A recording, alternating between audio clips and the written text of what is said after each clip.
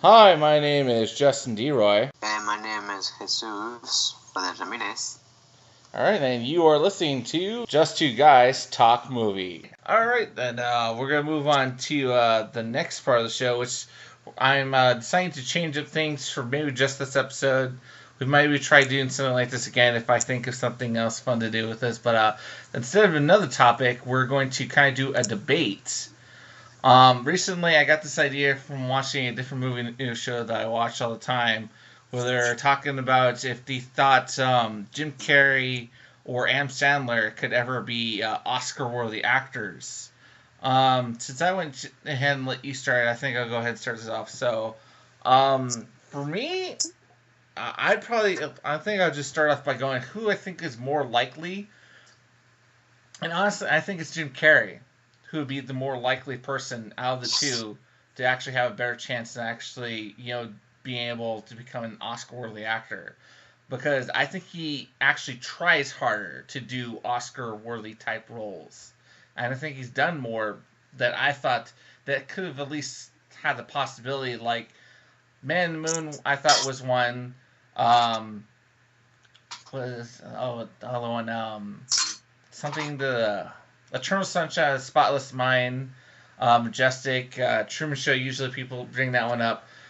I want to say there's another one I'm forgetting, but yeah, I just think he's actually tried more constantly to try to do something out of the norm for him, that he shows that he's worthy of being an Oscar actor. Like, this isn't really an Oscar worthy role, but one role that is really impressive just because he shows you the depth of how he can change his acting style and actually really get into a character.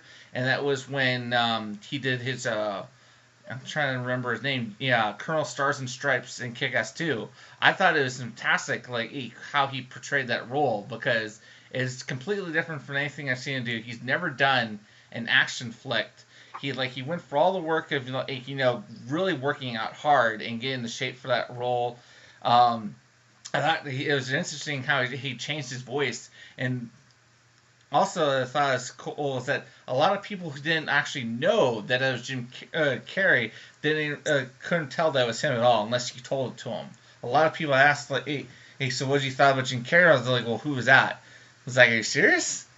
And then it was Jim Carrey. I thought it was because he just did so well, like kind of transforming into that character. But like, not to say Adam Sandler though, it couldn't happen for him. It's just he just seems to just not really care anymore. Like, he's done like a few roles that were very good roles that could have been Oscar worthy, but I think he's just slumped into this state of whatever's comfort for me. I want to stick with that now, and that's his kind of stupid comedies that like keep on making him ridiculous amount of money, but I just don't think he's going to really, get away from that now. And I think he's just going to continue doing what's coming for him, doing the stupid comedies, and I don't think he's really going to care about really trying to focus on doing something that would, win him an Oscar. But anyway, that's my thoughts. So, what do you think about it? These are kind of things that I normally don't like talking about, but since you asked, I don't know. I mean, honestly, I think that Jim Carrey deserved a nomination a long time ago for Eternal Sunshine. I think that he should have been nominated. I don't know who else was nominated that year, but he certainly deserved to be nominated. That was probably his best performance to date, and his best movie to date. I think that Adam Sandler, I think honestly both of them could one day, get, I guess, the nomination or win something, because I think they're both capable of. They're just both natural comedic actors, and but I think that I'm gonna have to, since a debate, I'm gonna have to say that your question is kind of irrelevant, because I think that anybody who's a comedian can certainly, like, that's one thing that I have a beef with when it comes to awards. I think that I think that comedy is not taken seriously when it comes to ceremonies. I think that most of the time they tend to be left out, and I think that that I think that they shouldn't be making. I don't think they should turn to make like one dramatic piece so they could nominate. I think that I don't know. Like if it was me, I would have loved to nominate. I would have loved to have nominated Jim Carrey for Liar Liar as well. That movie was. I mean, it was. It's like that performance. Yeah, it wasn't like, oh my god, it wasn't like, it didn't make you cry, but it did make you laugh a lot, and I think it is. I mean, it's just either you get it or you don't. I think that's a big, uh, what's the word? I think it's a big shame that they don't get nominated. I mean, when it comes to Adam Sandler, I know I haven't seen that many of his films, but I liked him in what's it called? Punch Drunk Love. Yeah, I think he did a good job there too. I think I would have nominated him as well. I mean, but there's just some year you have so many good performances. I guess it depends on who they're working with, the director. Also, I also kind of thought he did a good job in a movie with Drew Barrymore, the 50 First Dates. Oh yeah. It was kind of like very laid back kind of performance, but he got his point across. Yeah. I think inevitably that's what I'm gonna say. I think that they should, I don't think that they should become dramatic actors just so they can, be recognized. I think they should be recognized for their work as it is. But yeah, sorry. Yeah, that's okay. Well, on that note, then, since we brought this debate about these two people about which one we think could be more worthy of an Oscar, I think it'd be fun that we go ahead and quickly just recommend then a film for each actor or that we would like people to maybe take a chance on seeing. So first off, with Adam Sandler, actually, I would recommend, because if you haven't seen this movie and you would like to see Adam Sandler in a dramatic role, see Reign Over Me.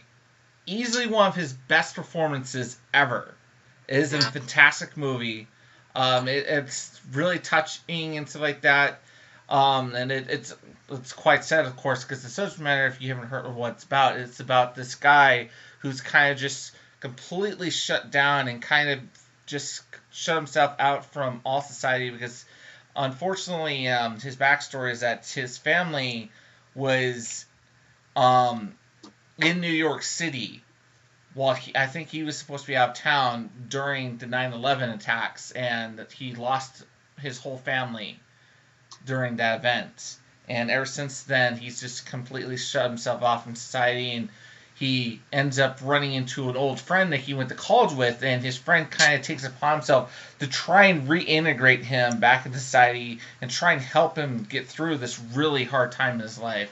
But really, if you haven't seen the movie and you want to try and take a chance on him doing something different than just his dumb comedies, I'm not gonna lie, I like his dumb comedies too, but you want something different from Adam Sandler, I recommend that one. And again, I'm going to recommend something out of the norm for Jim Carrey, one of his films that's one of my favorites. That's kind of it's not exactly I would ever call it just a dramatic role, because what I think is great about this role is that he's playing a comedian in the film, so he gets to add his own kind of comedic flair to this role, but still in the ways a drama, and that's the film Man on the Moon. Where he's playing the real life comedian, Andy Hoffman, yeah. It's just a really cool film, and just it's really interesting just to hear about this man's life that he's portraying. So there's my films, but anyway, yeah, Jesus, what would you like to recommend? I again with Adam Sandler. Definitely. Again, like I mentioned, Punch Drunk Love. I think that's like his most dramatic role I've seen him do. I've been recommended to see Spanish, but I haven't seen that. They say that's a very good one. I couldn't get through all that.